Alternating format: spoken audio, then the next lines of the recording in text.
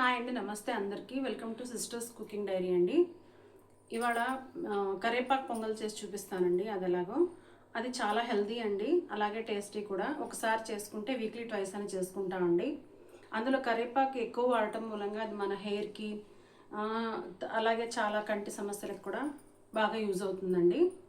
ఎలాగో చెప్తానండి. ఫస్ట్ ఈ గ్లాస్తో నేను ఈ గ్లాస్ మెజర్మెంట్స్ తీసుకున్నానండి. ఈ గ్లాస్తో ఒక గ్లాస్ రైస్ తీసుకుంటే ముప్పావుకి పెసరపప్పు తీసుకోవాలండి.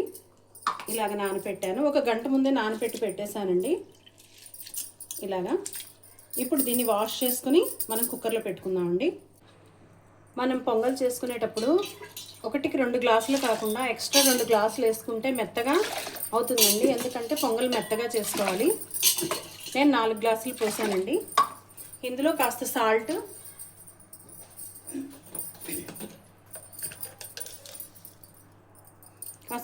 వేసుకొని ఇప్పుడు కుక్కర్ ఎక్కించుకుందామండి. ఇప్పుడు విజిల్స్ వచ్చేసాయండి, తీసి చూసుకుందాం. ఇలాగా బాగా మెత్తగా ఉడికిపోయిందండి. ఇలాగా మెత్తగా చేసుకుని మొత్తం చేసుకుని ఇప్పుడు దీన్ని పక్కన పెట్టుకుందామండి. దీనికి మసాలా చూద్దాము. ఇప్పుడు దీనికి మసాలా ప్రిపేర్ చేద్దామండి. కాస్త నూనె పోసుకుందామండి. ఒక 2 స్పూన్స్ అంతేనండి, ఎక్కువ కాదు.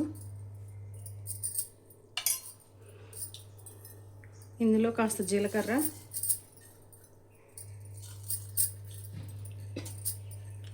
మిరియాలు 1 స్పూన్ తీసుకుందామండి. 1 స్పూను, లేదా ఎక్కువ కారం స్పైసీ కావాలి అనుకుంటే 2 స్పూన్స్ కూడా తీసుకోవచ్చండి.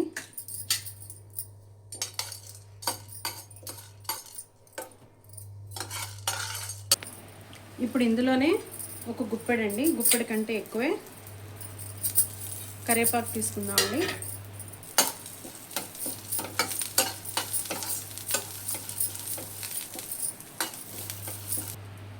ఇప్పుడు దీన్ని కొద్దిగానే ఫ్రై చేసుకోవాలండి. ఎక్కువ అవసరం లేదు, ఎక్కువ కాల్చకుండా లైట్గానండి, మరీ ఎక్కువ వేపనవసరం లేదు. అయిపోయిందండి. ఇప్పుడు దీన్ని మిక్సీ పట్టుకుందాం. ఇప్పుడు ఇలా మెత్తగా గ్రైండర్ చేసుకోవాలండి, పౌడర్ వేసి పెట్టుకోవాలి. ఇప్పుడు కడాయి పెట్టుకోవాలండి. ఒక కడాయి పెట్టుకొని అందులో కాస్త నెయ్యి వేసుకోవాలండి. నెయ్యి వేసుకుంటే బాగుంటుందండి. ఇందులో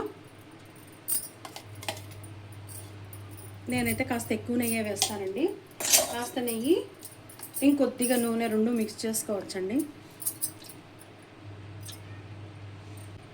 జీడిపప్పు వేసుకుందామండి. జీడిపప్పు వేసుకుంటే బాగుంటుందండి. జీడిపప్పు వేసుకుని ఫస్ట్ ఫ్రై చేసుకుందామండి. ఇప్పుడు జీడిపప్పు వేగిన తర్వాత కాస్త జీలకర్ర వేసుకోవాలండి. జీలకర్రతో పాటు అల్లం ముక్కలండి. అల్లం ముక్కలు కాస్త ఎక్కువ వేసుకుంటే టేస్ట్ బాగుంటుందండి, తక్కువ అయితే వేసుకోకూడదు. ఒక 4 పచ్చిమిర్చి అండి. ఇవన్నీ కొంచెం సేపు ఫ్రై చేసుకుందామండి. పచ్చిమిర్చి, అల్లం ముక్కలు వేగిన తర్వాత కాస్త కొద్దిగా ఇంగువ వేసుకోవాలండి. ఇంగువ మస్ట్ అండ్ షుడ్ అండి, మర్చిపోవద్దు అసలు, అదే టేస్ట్ అండి. ఇంగువ కూడా వేసిన తర్వాత ఇప్పుడు ఇందులో మనం పౌడర్ చేసుకున్న పౌడర్ ఉంది కదండి, అది వేద్దామండి.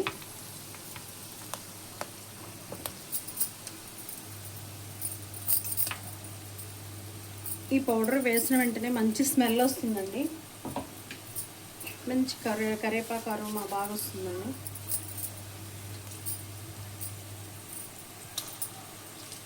ఇప్పుడు దీన్ని కాస్త ఆల్రెడీ వేయించుకున్నాం కాబట్టి పెద్దగా వేపనవసరం లేదండి ఏమీ.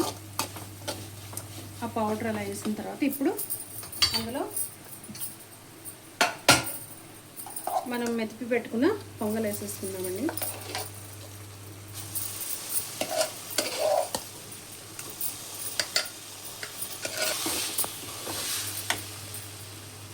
ఇప్పుడు ఇలా కలుపుకోవాలండి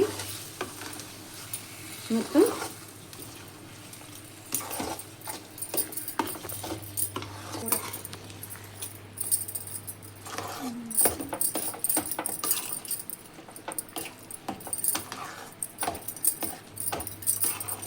ఇప్పుడు ఇది అయిపోయిందండి.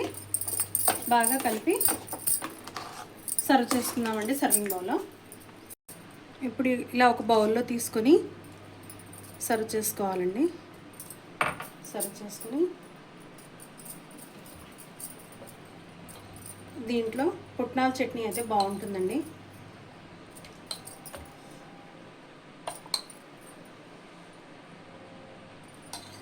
అయిపోయిందండి.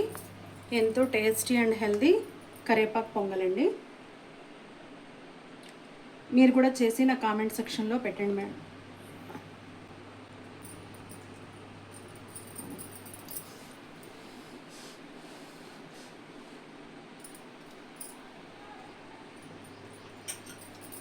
చాలా అంటే చాలా బాగుందండి. ఎంత టేస్టీగా ఉందో చెప్పలేను. మీరు చేసుకున్న కామెంట్ సెక్షన్లో చెప్పండి ఫ్రెండ్స్. ఓకే అండి. ఛానల్ సబ్స్క్రైబ్ చేయండి, లైక్ చేయండి, షేర్ చేయండి ఫ్రెండ్స్. అందరు చూస్తున్నారు కానీ సబ్స్క్రైబ్ చేయట్లేదు. సబ్స్క్రైబ్ చేస్తేనే మాకు కాస్త బాగుంటుంది, ఎంకరేజ్గా ఉంటుంది.